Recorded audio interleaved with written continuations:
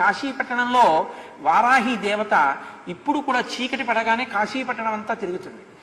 చీకటి పడగానే గుళ్ళోకి వెళ్ళిపోయి తలుపులు వేసేసుకుంది. అందుకే సూర్యోదయం అయితే ఇంకా వారాహి దర్శనం ఉండదు కాశీలో, మనం చూడలేం కూడా. ఆ వారాహి యొక్క స్వరూపాన్ని దగ్గరగా నిలబడి చూడడానికి ఎవరికి ధైర్యం సరిపోదు. అందుకని ఏం చేస్తారంటే వారాహి దేవాలయం పైకప్పెక్కి సూర్యోదయానికి పూర్వమే పైన కన్నాలు ఉంటాయి, ఆ కన్నాల్లోంచి చూడాలి వారాహిని. కన్నాల్లోంచి చూసినందుకే ఉద్వేగం కలుగుతుంది. అలా ఉంటుంది ఆవిడ స్వరూపం. లలితా సహస్రంలో చెప్తారే గండనాయకి, ఆవిడ సర్వసైన్యాధ్యక్షురాలు లలితాదేవికి, ఆ వారాహి ఇప్పటికీ కాశీలో తిరుగుతుంది. రాత్రి వేళ లోపలికి వెళ్ళిపోతుంది, తెల్లవారుతుండగా లోపలికి వెళుతుంది. లోపలికి వెళుతుండగానే చీకట్లోనే అర్చకులు అర్చన చేసేసి తలుపులేసి వెళ్ళిపోతారు. ఎవరైనా చూసేవాళ్ళు ఉంటే పైనుంచోసారి లోపలికి చూసి వెళ్ళిపోతారు అంతే.